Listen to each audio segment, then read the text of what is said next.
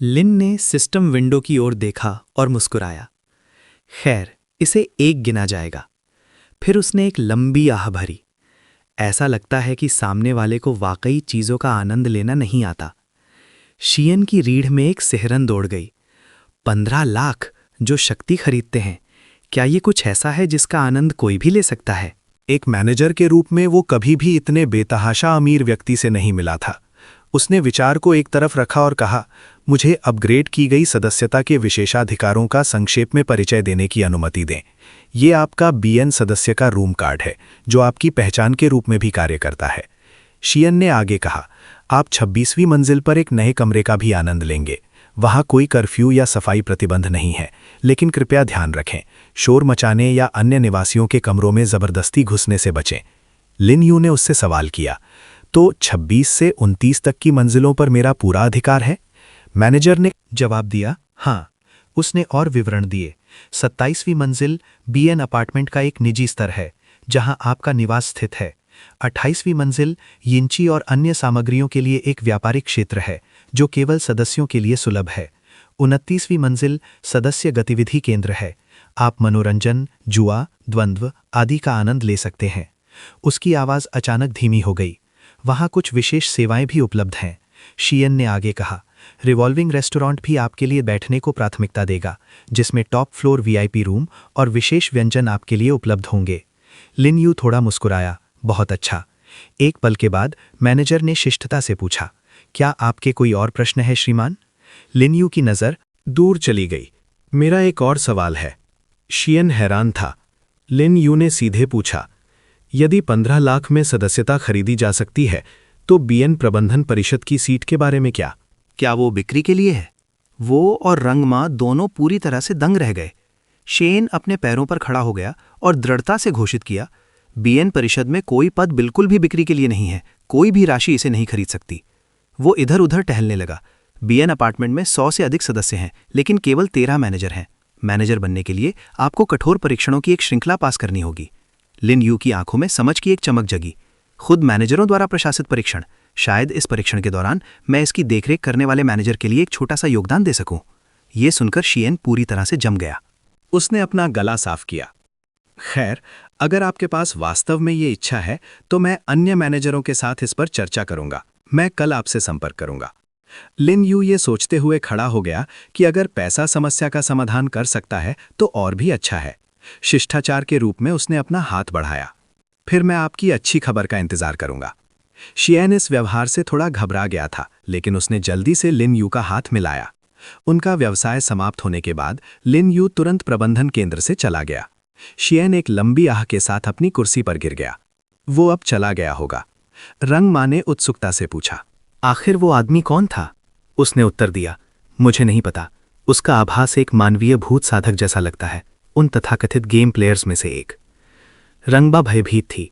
एक मानवीय खिलाड़ी? शियन ने विश्लेषण किया, लेकिन कोई भी साधारण इंसान 15 लाख भूतिया मुद्रा पैदा नहीं कर सकता, खासकर 1 लाख के नोटों में नहीं। उस मूल्यवर्ग की मुद्रा बनाने के लिए ये ऊर्जा पर अत्यधिक नियंत्रण की आवश्यकता होती है। चाहे वो कोई व्यक्ति हो या कोई गुट, उन्हें असाधारण होना चाहिए। उसने अपनी परिकल्पना जारी रखी। ऐसा कोई रास्ता नहीं है कि वो यहाँ संयोग से आया हो। बाहर की भूतिया दुनिया शायद उसके लिए अब कोई मायने नहीं रखती, जब तक कि उसकी नज़र खुद बीएन काउंसिल पर ना हो। लेकिन क्या वो यहाँ सहयोग करने के लिए है या जांच करने के लिए, हमारे पास जानने का कोई तरीका नहीं है। शियन के मन में ये विचार बना रहा, मुझे अन्य मैनेजरों के साथ इस पर विस्तार से चर्चा करनी चाहिए। उसी समय लिफ्ट 12वीं मंजिल पर पहुंची। जब लिन यू गलियारे में चल रहा था, उसने एक पैकेज देखा। उसने इसे तुरंत पहचान लिया और हताशा भरी आह भरी। अगर मुझे पता होता कि मैं कमरे बदल रहा हूं, तो मैंने अपना सामान 12वीं मंजिल पर नहीं पहुंचाया होता। लिन यू ने थकान की एक लहर महसूस की, लेकिन इससे पहले कि वो अपनी बात पूरी कर पाता, उसके चारों ओर का स्थान मुड़ने और विकृत होने लगा। 3 प्रतिशोधी आत्माएं उसके सामने प्रकट हुईं, जो रहस्यमय पैकेज के साथ छेड़छाड़ कर रही थीं। लिन यू की भौहें तन गईं। क्या ये शांग ब्रिज के वे भूत हो सकते हैं जिनके बारे में मैड ब्लेड ने उसे चेतावनी दी थी? तुम यहाँ क्यों हो? शाओ ने नवागंतुक पर ध्यान दिए बिना पूछा और बोलना जारी रखा। जैसा कि मैंने कहा, यह स्टोर कर्मचारियों के लिए एक विशेष लाभ है। उस आदमी ने वास्तव में इसे 12वीं मंजिल पर पहुंचाया। असी को विश्वास करना मुश्किल लगा। इस मंजिल पर रहने वाला एक कंगाल भूत ऐसा कुछ कैसे वहन कर सकता है? एरिन ने सहमति में सुर मिलाया। उसने शायद अपनी कमाई का एक एक पैसा बचाया होगा। शायद उसकी पदोन्नति होने वाली है। अचानक उसने एक सुझाव दिया, चलो उसके वापस आने से पहले ही हम खुद इसकी मदद करते हैं। इसके अलावा नियम चोरी न करने के बारे में कुछ नहीं कहते हैं। शाओ ने लापरवाही से जारी रखा, और हम सीढ़ियों पर बॉस से मिल रहे हैं। वहां कोई कैमरा नहीं है, तो वो क्या करेगा? हमारा पीछा करेगा? एलिन ठहाका मारकर हंसी। अगर वो हमारा पीछा करने की हिम्मत करता है तो वो बस एक नाश्ता बन जाएगा। उनकी बातचीत सुनकर लिन यू ने एक बेबस आह भरी। तो बस कुछ लालची छोटी आत्माएं। उस विचार के साथ उसने जमीन पर अपना पैर जोर से पटका। हे, लिन यू आगे बढ़ा, जिससे वे चौंक गए। तुम तीनों क्या कर रहे हो? शाओ ताओ ने बस उपहास किया। हम जो करते हैं उससे तुम्हारा कोई मतलब नहीं है, दफा हो जाओ। उसने शांति से जवाब दिया। लेकिन तुम मेरी चीजें लेने की कोशिश कर रहे हो। जब उसने ये सुना तो वो अचानक बोल पड़ी। तुम कमरा नंबर 1206 के मालिक हो, लेवल 1 भूत। साधक? लेकिन शाओ पूरी तरह निडर होकर ठहाके मारने लगी। उसकी आंखें सिकुड़कर झिरी जैसी हो गईं। सिर्फ इसलिए कि तुम कहते हो कि ये तुम्हारा है, तो ये तुम्हारा हो गया? मैं कहने ही वाली थी कि ये मेरा है, असी ने साहस दिखाते हुए आगे बढ़ते हुए कहा। ये सही है, ये हमारा है। और ठीक उसी तरह उन तीनों ने एक साथ जाप किया, ये हमारा है, ये हमारा है। लिन यू ने स्थिति का आकलन किया। सुरक्षा क्षेत्र की निगरानी सीमा के भीतर वे कोई कदम उठाने की हिम्मत नहीं करेंगे। उसी सटीक क्षण में उन सभी ने सहज रूप से एक दूसरे को देखा। अगले ही पल शाओ के नेतृत्व में उन तीनों ने पैकेज उठाया और विपरीत दिशा में दौड़ पड़े। चलो चलें। उनकी बचकानी हरकत देखकर लिन यू अपनी हंसी नहीं रोक सका। एक पल बाद वो लापरवाही से सीढ़ियों वाले क्षेत्र में चला गया। तभी लिन ने उन्हें पैकेज को खोलने के लिए संघर्ष करते देखा। जब असी ने अपने सामने स्पष्ट रूप से खड़ी आकृति को देखा तो उसका दिमाग अस्त व्यस्त हो गया। उसने हमारा पीछा किया। शाओ की आवाज चुनौती से भरी थी। लगता है तुम्हें नहीं पता कि तुम्हारे लिए क्या अच्छा है, सीढ़ियों पर आने की हिम्मत करना? क्या तुम नहीं जानते कि ये हमारा इलाका है? लिन यू ने शांति से जवाब दिया। ये तुम्हारा इलाका नहीं है, ये बहस का विषय नहीं है, लेकिन मुझे भी बिना कैमरे वाली जगह की जरूरत थी। वो थोड़ा रुका, फिर उनकी ओर देखा, क्योंकि सुरक्षा ब्यूरो से निपटना वास्तव में एक सिरदर्द है। फिर लिन यू ने अचानक उसके हाथ में मौजूद वस्तु की ओर इशारा किया। तुम्हारा इरादा मेरे लिए फल छीलने के लिए उसका उपयोग करने का है? शाओ गुर्राई। बकवास बंद करो। देखते हैं कि जब मैं तुम्हारी आत्मा के टुकड़े टुकड़े कर दूंगी तब भी तुम इतनी बड़ी बड़ी बातें करते हो या नहीं। बिना किसी और शब्द के उसने अपनी उंगलियां चटकाईं और झू जियांग को बुलाया। एक पल में सीढ़ियों पर विशाल आकृति प्रकट हुई। उसकी जबरदस्त जानलेवा आभा को महसूस करते हुए तीनों डर के मारे जम गए। झू जियांग ने अब मुक्त होकर उत्सुकता से अपनी विशाल तलवार निकाली। एक तीव्र ऊर्जा बिखेरते हुए उसने घोषित किया, एक ऐसी तलवार जो आत्माओं को चकनाचूर कर सकती है। अब ये हुई ना बात। जैसे ही शाओ ने उसे देखा, उसका पूरा शरीर कांपने लगा। बिना एक पल की झिझक के वो सीढ़ियों से नीचे भागी। बॉस, मुझे बचाओ! बेशक जो जियांग उसे जाने देने वाला नहीं था। उसने तुरंत शाओ ताओ का पीछा किया। उसने अपनी तलवार फेंकी, जिससे उसे एक ही सटीक शॉट में मार गिराया। शाओ की रोंगटे खड़े कर देने वाली चीख सुनकर असी पागलों की तरह एलिन पर चिल्लाया, हमें भागना होगा। लिन यू ने उनका इरादा देखा और उसके मुंह के कोने एक मुस्कान में मुड़ गए। भागने की कोशिश कर रहे हो? बढ़िया, चलो मेरी यिन ऊर्जा का परीक्षण करते हैं। बोलने के बाद उसने बिना किसी हिचकिचाहट के उनकी ओर काली ऊर्जा की एक लहर छोड़ी। यिन ऊर्जा के रेशों ने तेजी से उन दोनों को घेर लिया, उन्हें एक साथ बांध दिया और असी और एलिन के चारों ओर मजबूती से लिपट गए। दोनों चिल्लाने लगे, मुझे जाने दो, अगर तुमने नहीं छोड़ा तो मेरा बॉस तुम्हें कभी माफ नहीं करेगा। मुझे छोड़ दो, मुझे छोड़ दो, मुझे पता है कि मैं गलत था, कृपया मुझे मत मारो। उनकी विनती सुनकर लिन यू ने अनजाने में अपने होंठ भींच लिए।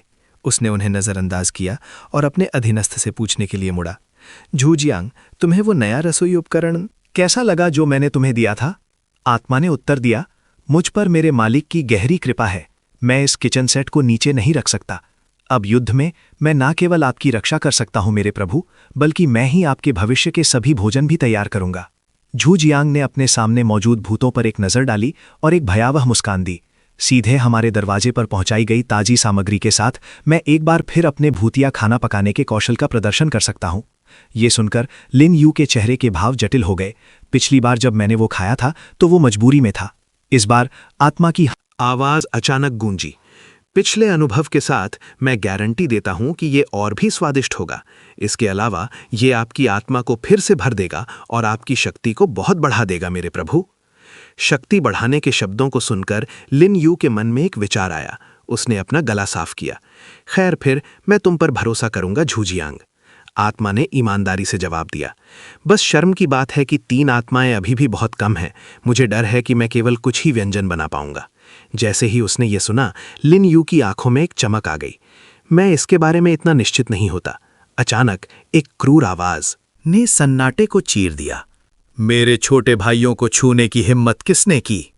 लिन यू ने ऊपर देखा और जल्दी से तीसरे भाई को उसके दल के साथ देखा। उसे देखकर शाओ विजयी होकर हंसी। मेरा बॉस यहां है, तुम सब अब मरे हुए समझो। लिन यू ने कोई टिप्पणी नहीं की, बस अपना सिर घुमाकर झूजियान की ओर देखा। आत्मा तुरंत समझ गई और उत्सुकता से आगे बढ़ी। मालिक, ये मुझ पर छोड़ दें। तीसरा भाई ऐसा लग रहा था जैसे वो कुछ कहने वाला हो। तुम हो? लेकिन इससे पहले कि वो अपना वाक्य पूरा कर पाता, उसे झूजियांग के एक घातक प्रहार ने मार गिराया, जिससे उसके सभी मातहत पूरी तरह से दंग रह गए। बॉस, झूजियांग तीसरे भाई के पूरे शरीर को खींच कर ले गया। मालिक, मैं निश्चित रूप से आज रात आपके लिए एक शानदार दावत तैयार करूंगा। सब आपके लिए तैयार है मेरे प्रभु। लिन यू ने हल्की मुस्कान के साथ पैकेज पेश किया। मैंने शराब की 2 बोतलें भी ली हैं, लेकिन बाकी के लिए मुझे तुम्हारे कौशल पर निर्भर रहना होगा झूजियांग। बूढ़े व्यक्ति की आंखें आश्चर्य से चौड़ी हो गईं। एक पल बाद उसकी आंखों में आंसू भर आए और वो हकलाते हुए बोला, धन्यवाद मेरे प्रभु। लिन यू ने स्थिति पर विचार किया। लिफ्ट में बहुत सारी ताक-झांक करने वाली आंखें थीं। झूजियांग के अस्तित्व को गुप्त रखना ही सबसे अच्छा था। एक मुंह इशारे के साथ उसने संकेत दिया, चलो चले। लेकिन कुछ ही कदम बाद बूढ़े व्यक्ति के पैरों की आहट हॉल में जोर से गूंज उठी। पास की आत्माएं आवाज सुनकर चौंक गईं, लेकिन लिन यू अडिग रहा। उसकी आवाज स्थिर थी। लगता है ये यात्रा शांतिपूर्ण रही है ना? कुछ क्षण बाद वे अंततः विशेष सदस्य क्षेत्र में पहुंच गए। बिना किसी देरी के लिन यू ने अपना कीकार्ड निकाला और उसे टच स्क्रीन पर स्वाइप किया। अंदर कदम रखते ही लिन यू उस जगह के वैभव को देखकर दंग रह गया। झूजियांग पूरी तरह से अभिभूत था। वो यहाँ एक शक्तिशाली ऊर्जा महसूस कर सकता था, जो स्थानिक विस्तार के नियमों को चुनौती देने के लिए पर्याप्त मजबूत थी। वो मदद नहीं कर सका, लेकिन चकित रह गया। इक्विनॉक्स अपार्टमेंट वास्तव में पीछे नहीं हटता। उस विचार के साथ लिन यू ने जल्दी से अपने कमरे का दरवाजा खोला और अंदर कदम रखा। उसकी आंखों के सामने एक बेदाग, त्रुटिहीन सूट था। अचानक उसका ध्यान किसी विशेष चीज की ओर गया। क्या ये हो सकता है? वो करीब आया। उसके मन में एक चौंकाने वाला अनुमान बन रहा था, दानव साम्राज्य का एक पूर्ण दृश्य। जैसे ही लिन यू ने खिड़की के बाहर के परिदृश्य को देखा, उसकी रीढ़ में एक सिहरन दौड़ गई। ये शुद्ध क्रूर बर्बरता का दृश्य था। ये दानव साम्राज्य का तरीका होना चाहिए, उसने सोचा। इस दुनिया में यहाँ तक कि राक्षसी आत्माएं भी शक्तिशाली लोगों के लिए शिकार के अलावा और कुछ नहीं है। लिन यू ने एक भारी आह भरी। इसकी तुलना में अपने प्रतिबंधात्मक नियमों के साथ हॉरर इंस्टेंस वास्तव में खिलाड़ियों के लिए दयालु लग रहे थे। जैसे ही उसका मन भटक रहा था, झूजियांग की आवाज ने उसके विचारों को काट दिया। मेरे प्रभु, रात का खाना तैयार है। लिन यू मेज के पास पहुंचा और स्वादिष्ट दिखने वाले खाने को देखकर दंग रह गया। वो प्रशंसा किए बिना नहीं रह सका। ये अविश्वसनीय लग रहा है। झूजियांग, तुम्हारा कौशल वास्तव में असाधारण है। बूढ़े व्यक्ति ने झेंपते हुए उत्तर दिया। मालकिन और आप अलग हैं मेरे प्रभु। वो हमेशा मुझ पर शक करती थी, तो मैं उसे कभी क्यों दिखाता। एक पल बाद वे दोनों मेज पर बैठ गए। जैसे ही झूजियांग ने शराब डालना शुरू किया, उसने गहरे सम्मान के साथ बात की। इसके अलावा मेरा कौशल केवल इसलिए सुधरा क्योंकि आपके सुझावों ने मुझे नई प्रेरणा दी और आपने मुझे उचित खाना पकाने के उपकरण भी प्रदान किए। लिन यू मुस्कुराया और अपना गिलास उठाया। झूजियांग, हमारे बीच ऐसी औपचारिकताओं की कोई आवश्यकता नहीं है। अब बैठो, चलो साथ मिलकर खाते पीते हैं। जैसे ही भोजन समाप्त हुआ, रात का असली अंधेरा छाने लगा। बिस्तर पर बैठकर वह मन ही मन बड़बड़ाया। पहला दिन खत्म हो गया। ऐसा लगता है कि ब्लेड और आवेन दोनों ठीक हैं। इसके साथ ही लिन यू की सिस्टम इंटरफेस खोलो। तुरंत सिस्टम पैनल उसके सामने प्रकट हुआ, जिसमें बुनियादी जानकारी प्रदर्शित थी। उसने प्रत्येक पंक्ति को स्कैन किया और जो उसने मंचों पर पढ़ा था उसे याद किया। एक आत्मा साधक के रूप में साधना करना बहुत कठिन था और आप लेवल अप करने के जितने करीब पहुंचते, अड़चनें उतनी ही कठिन होती जाती। लिन यू के चेहरे पर एक शैतानी मुस्कान आ गई। आपको या तो शक्तिशाली सामग्री की आवश्यकता होती है या आपको जीवन और मृत्यु के संघर्ष में अपनी क्षमता को अनलॉक करना होता है। लेकिन मेरे लिए, उसने सोचा, लगभग अनंत धन का अर्थ है राक्षसी सामग्री की अनंत आपूर्ति, और जो जियांग के मेरे साथ होने से ये शुरुआती चरण की अड़चनें पूरी तरह से अर्थहीन है। उसने व्यावहारिक प्रयोगों के माध्यम से पहले ही इसकी पुष्टि कर ली थी। सिस्टम की इन्वेंट्री के भीतर संग्रहित भोजन कभी खराब नहीं होता। इस एहसास पर लिन यू की आंखें चमक उठी।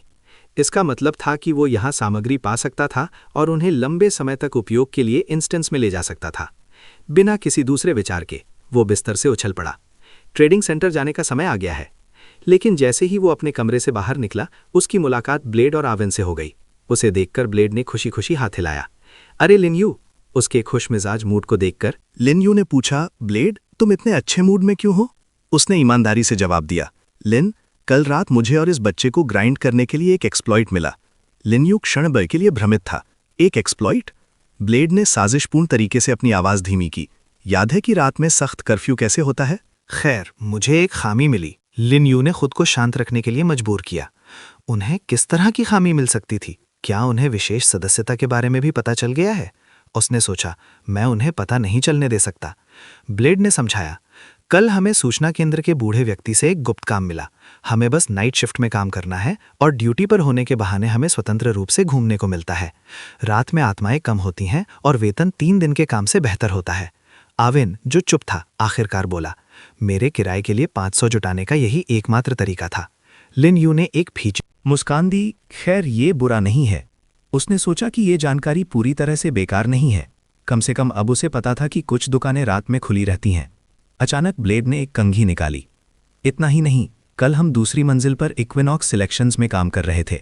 हमें उनके कुछ दोषपूर्ण सामानों को कर्मचारी छूट पर खरीदने का मौका भी मिला। ये एक निम्न श्रेणी की राक्षसी वस्तु के करीब है, उसने गर्व से अपने बाल संवारते हुए कहा। तो भले ही हम सिर्फ बिलों का भुगतान करने के लिए काम कर रहे हैं, लेकिन ये वास्तव में हमारे जैसे लोगों के लिए एक बहुत बड़ा अवसर है। लिन यू ने अनुमान लगाया। मुझे मत बताना कि तुम फिर से इक्विनॉक्स सिलेक्शंस में काम करने की योजना बना रहे हो। मन ही मन वो कराह उठा। उसकी खरीदारी की योजनाएं धरी की धरी रह गईं। ब्लेड ने जल्दी से अपना सिर हिलाया। नहीं, हमें नींद पूरी करने के लिए दिन के समय की जरूरत है। लेकिन मैनेजर ने देखा कि हमने कितनी मेहनत की है। वो आज रात एक अधिक वेतन वाले काम के लिए हमारी सिफारिश करने के लिए सहमत हो गया। क्या तुम दिलचस्पी रखते हो? लिन यू ने बस एक असहाय मुस्कान के साथ जवाब दिया। उसके पास जितना पैसा है, उसे सिर्फ अनुभव के लिए अंशकालिक काम करने की क्या जरूरत होगी? थोड़ी देर बाद लिन यू भुगतान केंद्र की ओर बढ़ा। उसने प्रवेश किया और काउंटर पर अपना हाथ पटका, जिससे एक तेज आवाज हुई। लिन यू सीधे मुद्दे पर आया। पूर्ण सदस्यता में अपग्रेड करने के बाद क्या मेरे पुराने रूम कार्ड का बैलेंस नए कार्ड में स्थानांतरित किया जा सकता है? शाओली ने उत्तर दिया, बिल्कुल श्रीमान। लेकिन जब उसने नया कार्ड सौंपा तो क्लर्क दंग रह गया। ये आदमी वास्तव में एक सदस्य बन गया था। शाओली ने जल्दी से शेष राशि स्थानांतरित कर दी। फिर उसने हिचकिचाते हुए पूछा, श्रीमान, क्या मैं आपकी किसी और चीज में सहायता कर सकता हूं? लिन यू ने जवाब नहीं दिया। इसके बजाय अपने मन में एक कमांड जारी किया, सिस्टम 1,10,000 के नोटों में बदलें। उसने नकदी का मोटा बंडल लिया और शाओली के सामने रख दिया। 10 लाख जोड़ें। पैसा देखकर क्लर्क की आवाज तेज हो गई। हाँ, मैं इसे अभी जोड़ दूंगा। शाओली फिर हकलाया, 10 लाख। उसे एहसास हुआ कि उसकी प्रतिक्रिया अव्यावसायिक थी और उसने अपना मुंह ढक लिया। क्या मैंने वास्तव में इस तरह चिल्लाया? क्या वो मेरे खिलाफ शिकायत दर्ज कराने जा रहा है? लिन यू ने उसे नजरअंदाज किया। उसकी आवाज धीमी और दृढ़ थी। ठीक है, बस इसे जल्दी करो। शाओली ने पागलों की तरह सिर हिलाया। हाँ, बिल्कुल। लिन यू ने मन ही मन सोचा कि इस विशाल भूतिया दुनिया में मामूली प्रेत कीड़ों की तरह आम थे। स्थानांतरण पूरा होने के बाद वो सीधे विशेष सदस्य आपूर्ति स्टोर की ओर गया। लिन यू ने काफी देर तक गलियों में छानबीन की और अंततः कुछ आवश्यक वस्तुओं का चयन किया। वो कैशियर के पास गया और लापरवाही से अपना रूम कार्ड निकाला। कैशियर वोंग लिन ने कार्ड के प्रकार को तुरंत पहचान लिया। एक प्रतिष्ठित अतिथि। श्रीमान, आप सदस्य बन गए। इतने युवा और इतने सफल, उसने आगे कहा। अच्छे भोजन और शराब में आपकी पसंद को देखते हुए आप निश्चित रूप से ऐसे व्यक्ति होंगे जो जीवन का आनंद लेने को वास्तव में महत्व देते हैं।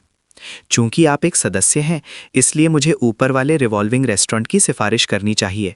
ये मेरा चचेरा भाई चलाता है। वहाँ का नज़ारा शानदार है, खाना दिव्य है, लेकिन कीमतें इस स्टोर से एक स्तर ऊपर हैं। लिन यू ने उसका अर्थ समझ लिया।